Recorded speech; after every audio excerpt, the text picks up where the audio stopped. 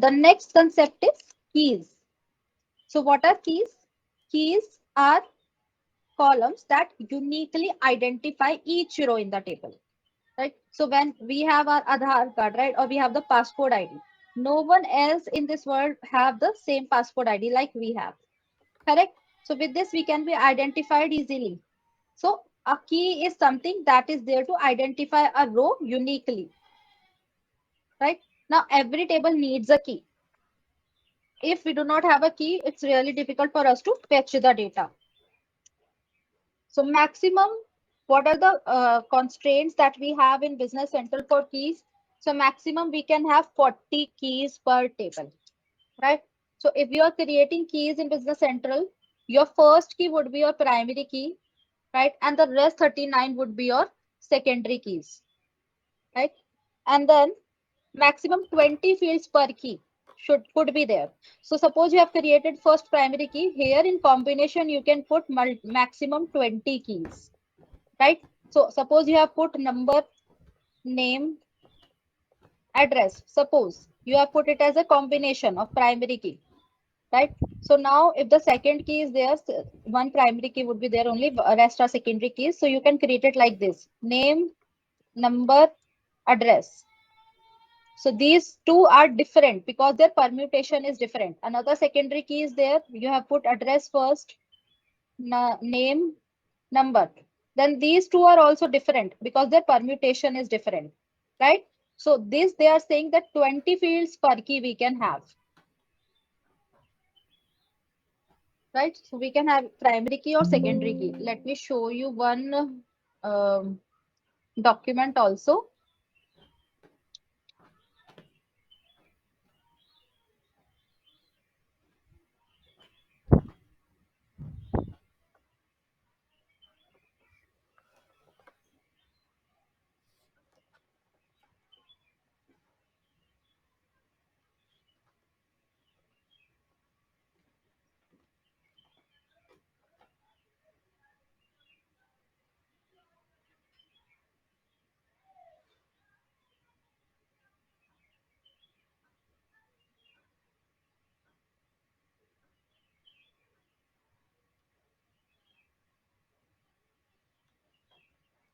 See, so up to 40 keys can be associated with a table, and then there are some of the restrictions that are there when developing a new version of an extension. Be aware of the following restrictions to avoid schema synchronization, right? Do not delete the primary keys, do not add or remove primary keys, not change their order, don't change properties of existing primary keys, don't add more unique keys, like that, right? And they are telling about keys. So in Business Central 2020 release wave 2 and earlier, keys in table extension objects can only include fields from the table extension object itself, right? But now we can also have fields from the table object itself, but they cannot be used in conjunction.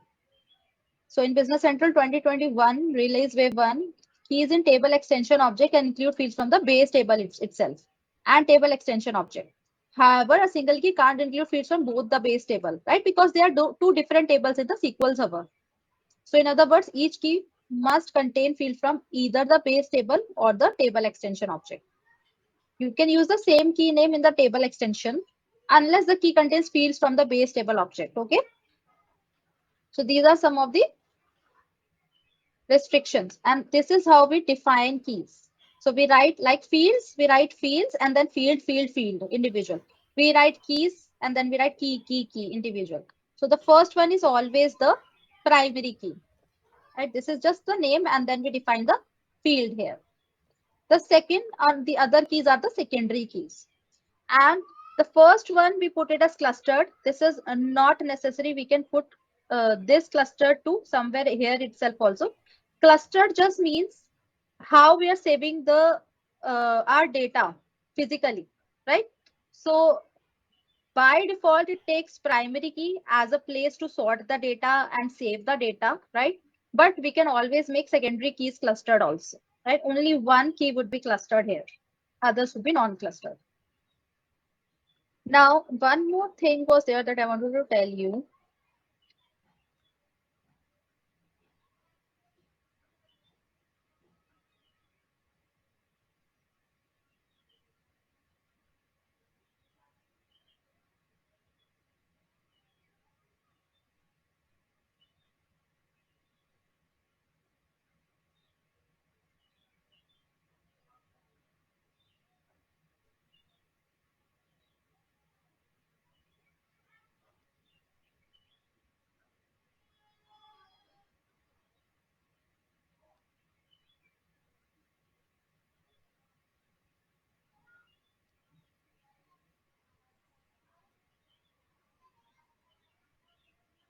Okay, I'll see that link and give it to you. It actually tells us how much space a key, what's the maximum space a key can have. So it's 9 KB, I guess. I'll share that link with you. So I believe keys are here. And then primary keys, they are first in the list. Whenever we write keys, whatever is the first one is the primary key. If we forgot or if we do not provide any primary key here, right? Suppose I am here in this demo table and I do not provide any keys here, right? I do not provide any keys here. So what I'm doing, I am commenting it out. So how to comment multiple lines? Control K plus C. Right? So what I did, I just commented out this. It means I do not have any primary key. No. So when nothing is specified in the keys, then whatever I have specified as my first field here would be taken as the primary key. So here genes would be taken as primary key. Okay. Otherwise, we can specify it here. Right. So how to uncomment it? Control K plus U. Right. And then we have to define the key. So this is my primary key. I'll give it a name PK. I can give it any name. And then here I have to define the field. So I'll press control space and then we can see what are the available fields to us. So you can see bag, jeans, top, these are the available fields. Other are system created fields. So I'll say jeans. This is my primary key.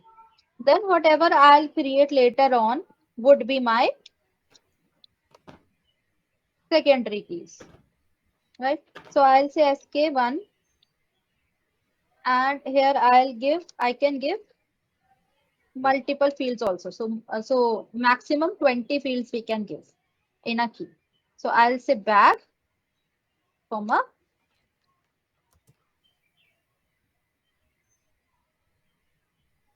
top.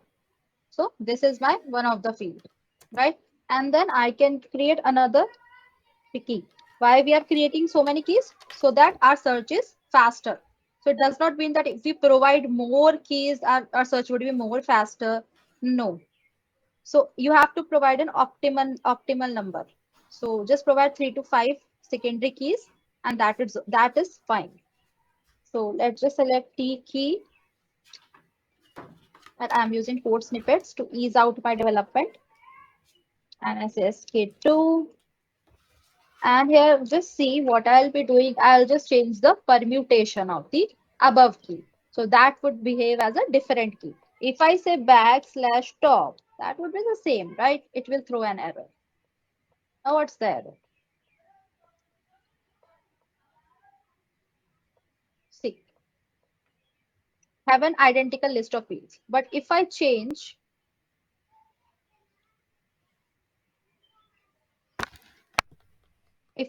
the permutation,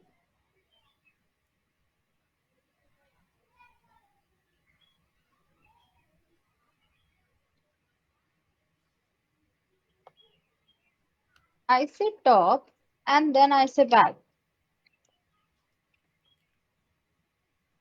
Okay, then it won't throw me an error because these two are now two different keys. So this is how we create keys in Business Central. Now, first key in the list and they are always active, always active. And name of a unique record. And then secondary keys are optional. They are there to search faster and they are not. This means not. They are not the first key on the list. First key is always the primary key. And key is equal to index on SQL. Like we have index on SQLs, right? So index are there to search faster. Likewise, we have the secondary keys in Business Central to search faster. And the impact on insert, delete, and update performance and best practice is to use 3 to 5 secondary keys, right? Does not mean that if you use more, it will be faster. No, use an optimal number. Now, the next topic is field group. Now, what is field group? So drop down and brick. So first of all, what are field groups?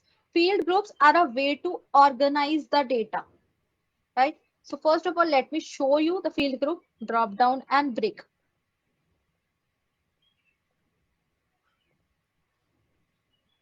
So this is UI, right? Let me just close this and let's just go to the customer card again. My favorite page, customer card. So this is the customer card, right? Right. So now you can see this customer card as list, number, name, responsibility center, document sending profile, and all. They are coming as a list. We can change the layout of this also. How can we do that? So just besides this filter option, we have this layout option. If you click on this layout option, you have different layouts available. So if I click on this tall tiles, you can see that our data is still coming, but the layout has changed. If I select different, see, the layout is now changed. So this is called field group. How we are grouping the fields and how we are showing them. They are called field groups. Field groups are the layouts. How do we want to showcase the data? So there are two types of field groups. One is the brick. This is the brick layout where we can see the bricks. And on those bricks, we can see some fields, right? So in a brick layout, we can only include 6 fields. And if that sixth field is an image field, then only this image will come, right? So this is the brick layout. Then we have the drop down layout also. So if we go inside the customer,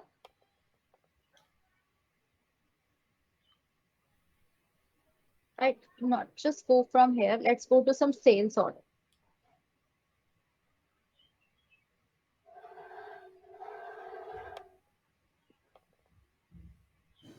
Okay, let's just create a new sales order.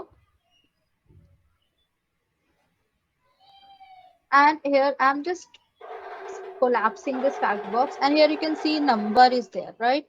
So if I click on and select any of the number, just for the sake of creating the sales order, and this customer name is there, right? Now I'm clicking on these 3 dots and see what came up. Number, name, responsibility center, location code, postcode, these fields are coming. So this is my drop down layout, drop down field group layout.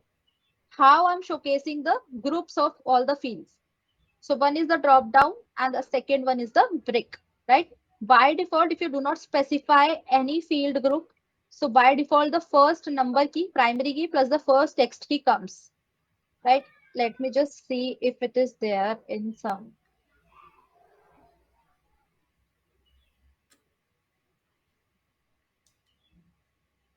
Yeah.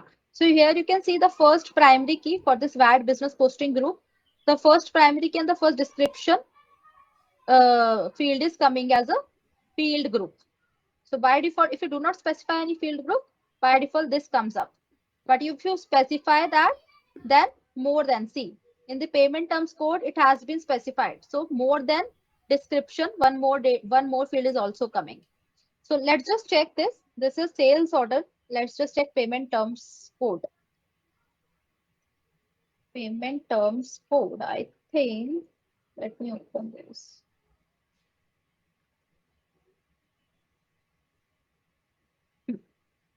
So if I do select from full list, first of all, it is coming from the table relation itself and the pages payment terms. So on payment terms, that field group would be there. So let's go to payment terms. This is a list.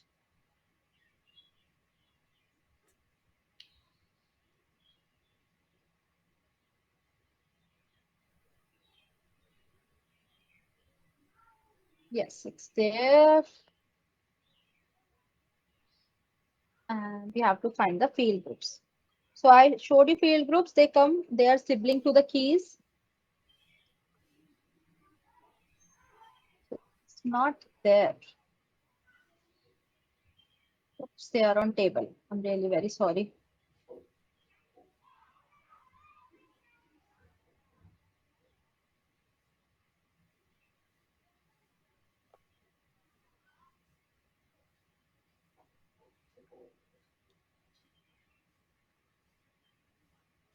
Payment terms, 3. Right, and let's just find Control F, field group. Yeah, so here you can see that this table has some field groups. It means whenever someone will see its data, it will showcase its data like this. For drop down, it will showcase its data like this. We will have this option for description and due date calculation. So yes, it was happening like this. Whenever I was showcasing the data by this drop down, so these three fields were coming, right? So this is the drop down. And whenever someone will see its data in the brick layout, it will come like that. Code description due date. Let me show you for that customer card. It will be easy to understand. So let's just select customer table. And here let's see field group. Right. So here also we have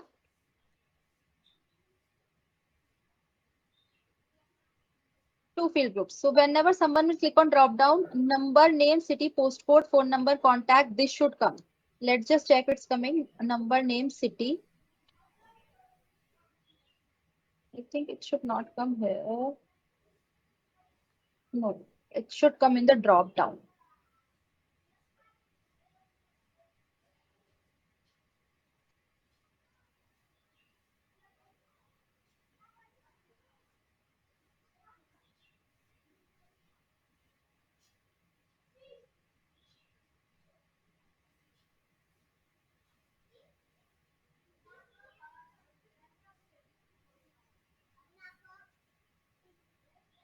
Where do we have that sell to customer and buy to customer? I think sales order.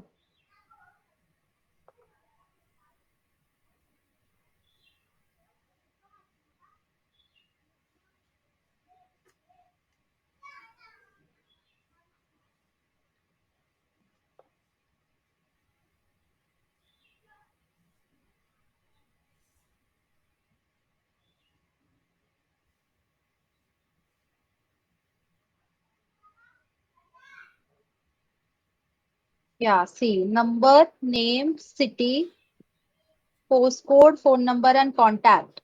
Right? These six fields are coming that we have written here. Number and city, postcode, phone, and contact. Right? So if we have specified field group like this, then whenever we look data from any of the field, right? First of all, we need to define the table relation, right? And whenever we are looking the data, we need some page that we define by the lookup page ID. And how do you want to see the fields? If no field group is defined, then primary key and first description key would come, textual field would come. And if you want particular fields to be visible, whenever we are looking up the data, then we can define it by the field groups. So in drop down, it's coming like this. If it is not there, only the primary key and the first text field would come. Now the brick layout, you can see we have only 6 fields on the brick layout. This could be more. It's not only specific to 6 fields, can be more. But brick layout only have 6 fields. So it has number, name, balance, contact, balance, and the last is the image. So if the last field is the image, then only it will come like this. If I go to customer,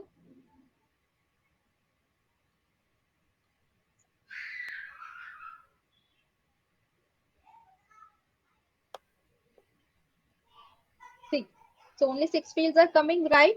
And only the 6th field is image, then it will come like this. So how they are arranged? So they are arranged like this.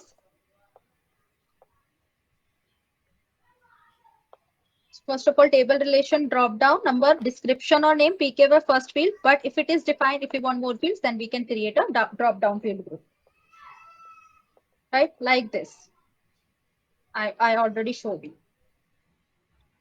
Then where can we use field groups? We can use them in list pages to change the layout, right? In the web cloud, we can use it as drop down. Or when we are using the phone or tablet, we can use the brick layout. We can see the brick layout. Now, in brick layout, it changes dynamically and we can have 6 possible layouts because we have 6 possible fields into it. So in this, whenever we put field 1, it comes in the small font. So if you see here, it's coming in small font, right? And then field 2, it's in large font. So see, it's coming in large font. Then field 3, large font and right aligned. So see, large font and right aligned, right? Then field 4, secondary field.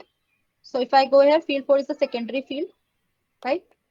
And then field 5 is secondary field and right aligned. So if we see here, it's the secondary field and right aligned. And then we have the sixth field as image. The sixth field is the image. And if we specify it as an image, then it comes like this. So this is how specify the brick layout, right? So this is how we group the fields together. Two ways are there. One is drop down and the other is the brick layout. I hope I was clear. And then the last topic for this second module is the field class property, the field properties. Okay, so we have different type of fields available to us. So one of those field is normal field. So every field that you will see on Business Central, it's the normal field, right? If you see here, if I remove this,